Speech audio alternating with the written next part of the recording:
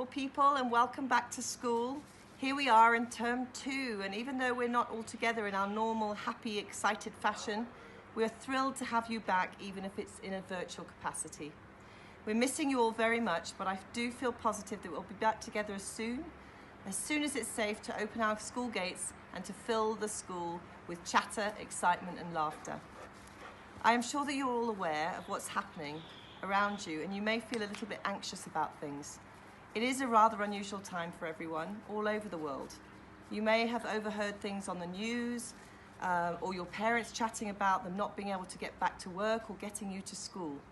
All these things can make us feel unsettled and a little worried, and it is very, very normal to feel this way. I want to reassure you that life will go back to normal, and the best thing is that I think it will be even better than the way normal was. Sometimes us human beings need reminders of what to be grateful for in life. We are so busy that we forget to stop and look around and think, wow, and see all the wonders of the world around us. Having time to reflect and tune in to our lives has been a gift. Over the last 43 days, I have woken up each morning and noticed all the different birds singing, something I haven't had time to notice before. The crested barbets and a resident pair of woodland kingfishers have become my natural alarm clock, instead of a rather ugly alarm tone on my phone. It begins my day very differently.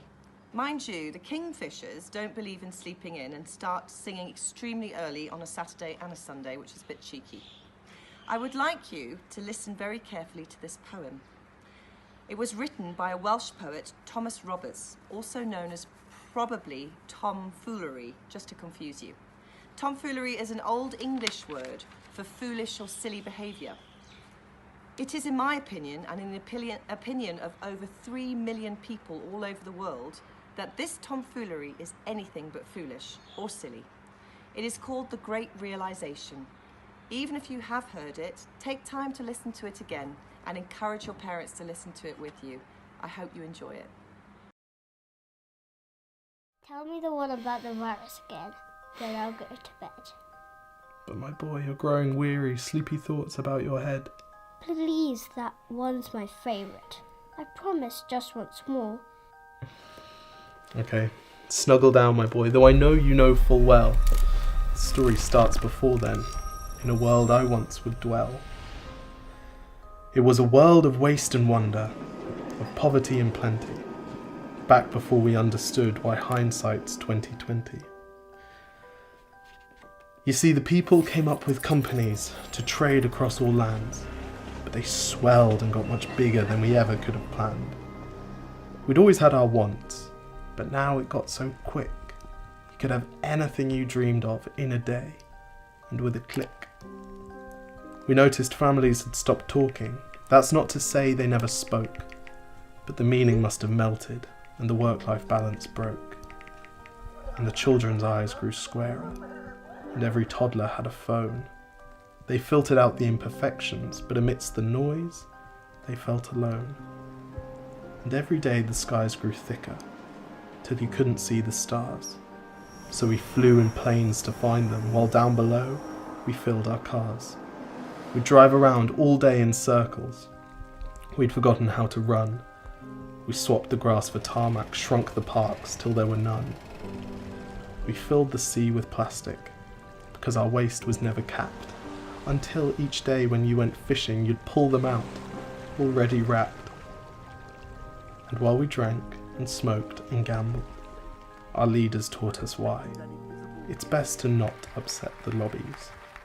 More convenient to die. But then in 2020, a new virus came our way. The governments reacted and told us all to hide away. But while we all were hidden, amidst the fear and all the while, the people dusted off their instincts. They remembered how to smile. They started clapping to say thank you and calling up their mums. And while the car keys gathered dust, they would look forward to their runs. And with the skies less full of voyagers, the earth began to breathe, and the beaches bore new wildlife that scuttled off into the seas. Some people started dancing, some were singing, some were baking, We'd grown so used to bad news, but some good news was in the making. And so when we found the cure and were allowed to go outside, we all preferred the world we found to the one we'd left behind. Old habits became extinct, and they made way for the new, and every simple act of kindness was now given its due. But why did it take a virus to bring the people back together? Well, sometimes you've got to get sick, my boy, before you start feeling better. Now lie down and dream of tomorrow, and all the things that we can do. And who knows, if you dream hard enough, maybe some of them will come true. We now call it the Great Realization. And yes, since then there have been many. But that's the story of how it started, and why hindsight's 2020. I do hope you enjoyed listening to that wonderful verse and that it gave you a great deal to think about. This young 26-year-old poet filmed this poem in his 7-year-old brother and sister's room with 12 small candles for lighting.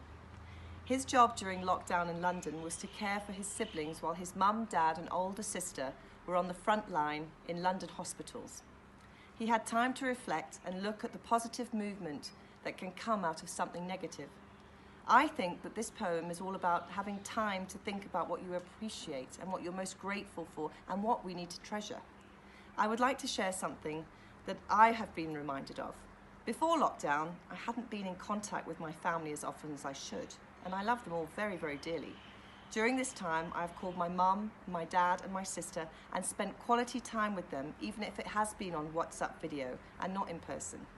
We've had lots of fun and talked about happy memories and even made exciting plans for when we're back together. I've been on Zoom reunions with friends who I love but haven't spoken to in months or even years. I love camping in Botswana and I can't wait to sit around a fire under a huge star-filled sky with close friends and family. So for me, it's people who I appreciate and are grateful for, and also for the beauty of nature around. I think we might have all had time to think about what we appreciate, and for you, I'm sure you've found a real appreciation for your friendships. It's been a long time without your buddies, and I'm sure that with the gratitude, you will be even better friends to one another when you're back at Northside. I'd like you to think about the following questions, and if you'd like to share your responses with me, please send me an email. I would really appreciate that. What have you learned from this lockdown experience? What are you most grateful for? What are you most excited to do when it's over?